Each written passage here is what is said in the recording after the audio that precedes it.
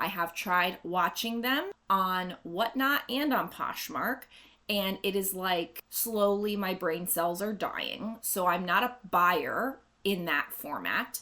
And the idea of seeing these people who arguably shouldn't be doing them either, price point of my COGS comes into play, and I wanted to make sure I brought that up. Download your free reseller resource guide today. I constantly update and share with you discounts, favorites, tools, and resources to help you with your reselling business. After the video, click the link in the description and get your totally free guide today. Are Poshmark live shows killing my sales? Am I going to do live shows on Poshmark? These are questions that I get on YouTube and in DMs and on Instagram comments often. People are out there still, even though Posh Live sales, Posh Live shows, whatever, it has been out for a little while. People are still kind of concerned that they're killing their sales, they're making their sales slow, and that they're wondering if they should be doing it and what am I doing? So this video is specifically talking about Poshmark live sales and shows, what I'm doing about it, and do I think it's slowing and killing sales? And really that's all it's about. This is not a how-to video about live sales because, spoiler alert, I don't do them. So I'm, for the foreseeable future, not going to be doing them. So I am going to look at my notes a little bit because I do have some specific things that I want to make sure I cover. But the short answer is to the question, am I doing live shows on Poshmark? The short answer is no. And the long answer is hell no. No, no, no, no, no. Now, it doesn't mean forever. It doesn't mean that if certain things change, I may not do it in the future. For now, for the foreseeable future, the way it all stands, I am not interested in doing live sales or live shows on Poshmark. It is not for me. I have tried watching them on Whatnot and on Poshmark, and it is like slowly my brain cells are dying. So I'm not a buyer in that format. And the idea of seeing these people who arguably shouldn't be doing them either, the whole thing is just, to me personally, seems like a waste of time. And I don't want to be out there hawking clothing. And that's what I sell. My operation is set up to efficiently and optimally sell women's clothing in a traditional format where it's listed and people can buy it with offers and strategies and things like that. That's what I'm optimized for. And so if I wanted to completely overhaul and upend my business, I could, but it would require me to either run two business models or completely upend everything that I've built over the last 7 years. All my processes would need to change. The way I store inventory would need to change. The way I photograph, I'd need different equipment and different supplies. And so I'm just not interested in doing that. Now, if regular sales end, and I have to do that, then I will have to face that when it comes to it. But right now, I'm making just fine sales. Over time, I will say that the number of sales that I've gotten has gone down, but the money that I've made has gone up over the last years. And so I don't think it has anything to do with live sales. We'll get to that in a second. I think it's how I've run my business. I've focused on less $10 to $15 sales and more $35, $50 sales. So in general, when you pick a higher level of item, the number of sales you'll do will go down unless you increase your production, and I don't. I'm a minimal, I do 5 to 10 listings a day, sometimes 15. I take periods of time where I only relist items and don't list anything new. I do a lot of things differently than people because I like taking time off. I like going on vacation. I like spending the summers with my son. I've done separate videos on those. So for me, I like work when I want to work, and then I take off loads of time. That you can't do with live sales. If you're not live selling, you're not making money. So for me, this business is perfect for the way I like to operate my life. And reselling should be a lifestyle business. It should fit into your life. The other thing is because people are like, oh, well, you're on YouTube and you make videos all the time and you're on camera. And so, you seem comfortable, and that took time to do. And I don't think I'm great at it, but I'm adequate and fine. And honestly, I don't really care. But I love sharing tips with you guys. I love and get jazzed about sharing Poshmark process strategy videos.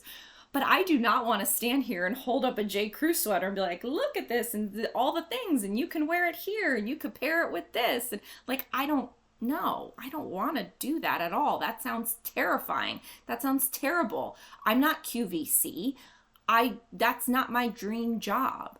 But being a Poshmark coach, sharing education, sharing with you how I've made more money on Poshmark and how you can, like, that gets me going. I love doing that. And I'll keep doing that. But to get on Poshmark and be like, look at the Barbie clothes, like, nope, not going to happen.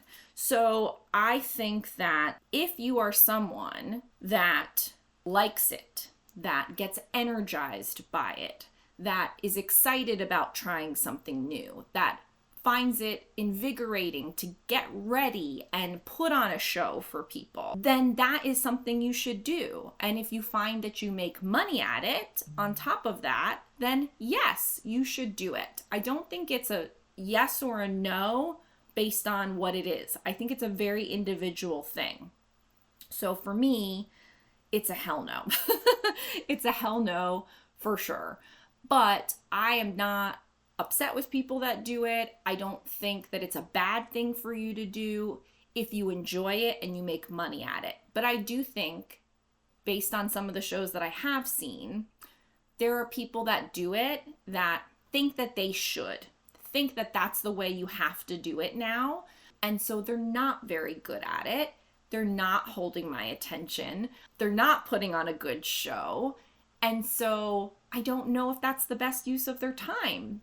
I don't know if they should do that. I don't know if they should feel pressured to do that in their business when it doesn't seem like they enjoy it and doesn't seem like they're very good at it, in my humble opinion. However, I have been to some really good shows and I have seen some people, some of them are YouTube people and some of them aren't, that, they just kind of came out of nowhere and are like good at this, and like, they've got the music and they have like fun things and they just seem to come alive and they, are talking to the people, and like, they're a great MC, a master of ceremonies. They're a great MC and they sell stuff and they seem like they're having a good time and the people seem to enjoy it.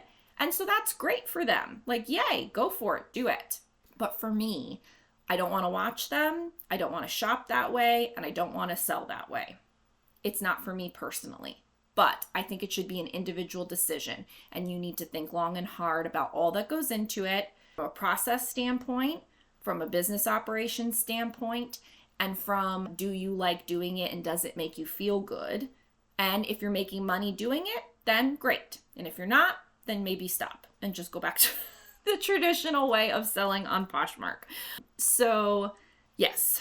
And, the other thing too, because people said like, well, you do sell, Rebecca, like you sell your coaching calls and you sell your courses and you have no problem selling your reseller to-do list. Like, no, I don't, because I believe in those things because I created them for my business. They're business tools.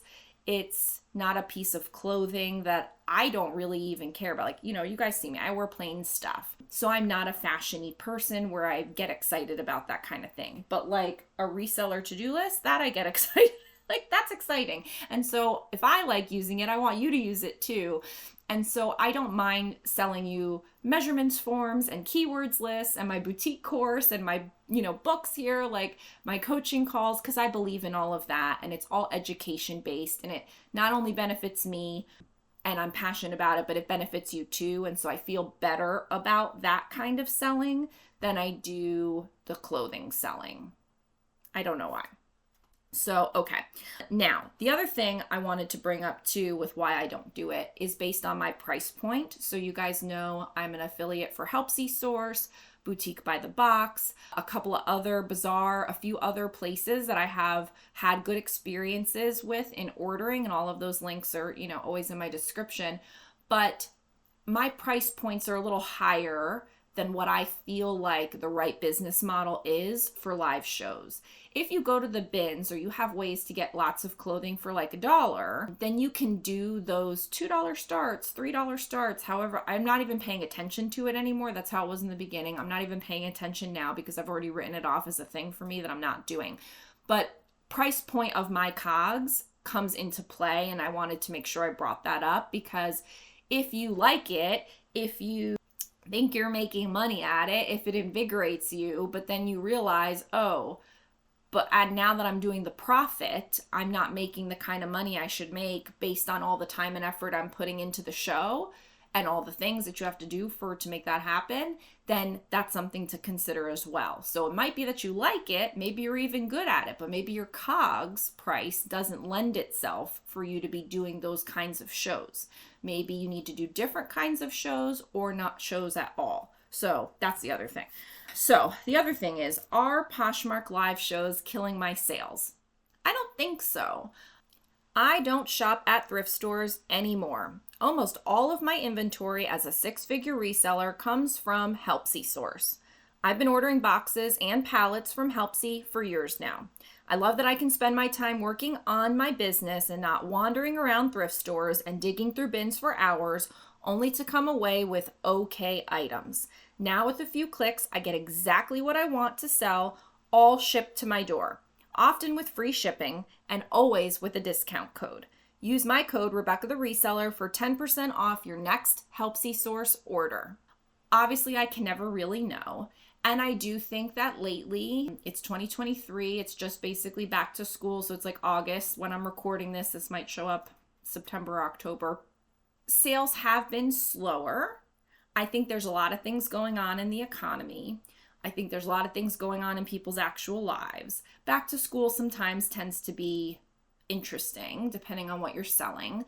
And so I think that there's a lot of factors that always go into potentially slow sales. Do I think that live sales are killing my sales? No. And the reason why is because I sell specific things. I sell things that are bread and butter items, but that are a higher value item, like Zara dress or a Torrid dress or a Zara outerwear or new with tags Athleta leggings, things that are common-ish, but higher value. And so if someone is looking for that, they can find it if they're searching for that.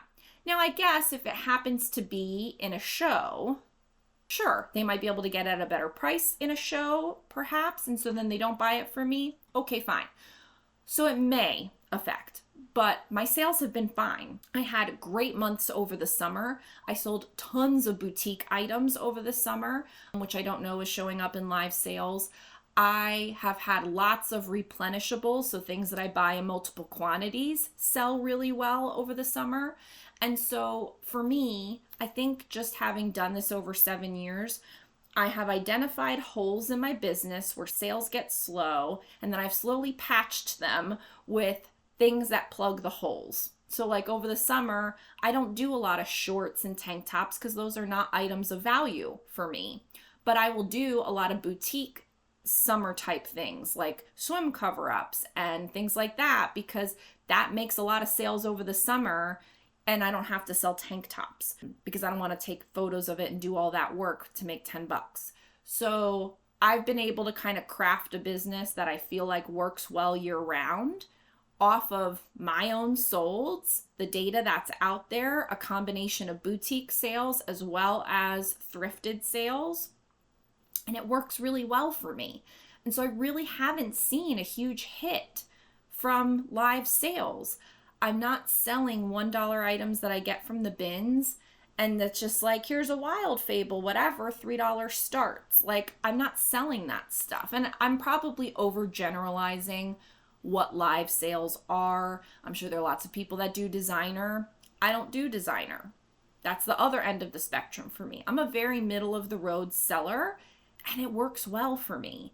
And I don't see a problem. Now, if you are someone that buys at the bins and you get a lot of items that are normally like $10 or $15 sales on Poshmark, perhaps live sales are a problem for you because someone is basically operating the same model you are, but instead of listing it for $10 or $15, they're selling it for double or triple their money in a live show. And so people are buying that way. However, just like I said earlier, I'm not a live shows shopper or buyer. Lots of people like me are not. I mean, I don't know who has the time to sit on these live shows, but I do not. I don't think it's an efficient way to buy. I don't think it's an enjoyable way to buy. For me, I'm not, dissing it in general. For me, it's awful. It's awful.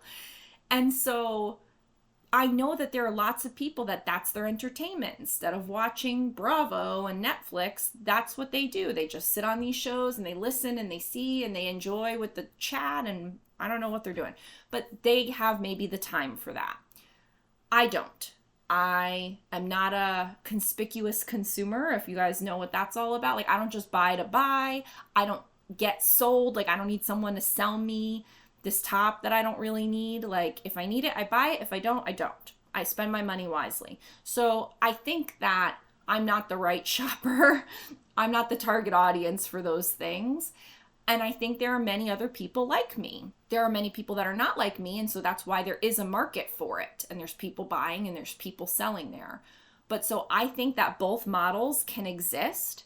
You could be a seller that does both models, or you could be a seller like me that says, la la la, I'm just gonna worry about what I'm doing over here and until I can't anymore. I mean, is there a world where regular sales go away? Don't forget to stop by the Rebecca the Reseller Academy, where you can find all of the products and all of the educational tools I have available for you, including all the free goodies. Here you can find coaching calls, Poshmark closet reviews, digital downloads, including my free reseller resource guide, as well as all of my courses and all of the bundles to save you lots of money. Hope you'll stop by soon at the Rebecca the Reseller Academy. And I can't sell the way I normally do now, and live shows take over, I'll cross that bridge when I come to it. But right now, I'm doing just fine. Everything has been going along the way it has always been. And so I think that people get sucked into the Poshmark drama of live sales, and it's killing your sales and it's slowing things down. And what is that person doing over there? And what's that person doing over there? And she's making all this money. And it's like, just keep your eyes on your own paper. That's what I tell Gio. That's what someone told me a long time ago. They said, keep your eyes on your own paper. And that's what I do. And then I share it with you. And I hope that you do good things with it. I hope that you take the information you learn here and you go out and put it into practice in your business and you do good things with it. But I'm not here to rock the boat. I'm not here to make you think about the drama. I'm not here to make you consider if you should or shouldn't do it. Do what works for you. I won't judge you. I hope you don't judge me. Do whatever makes you money. This is business. And then on top of that, do what you like. If you don't like doing the live shows, don't do them. Even if you can make buckets of money, because it's going to be awful. And if you, are fine not doing them, then don't do them. To wrap up, decide what's right for you. I just said it. I don't think I actually have anything else to wrap up.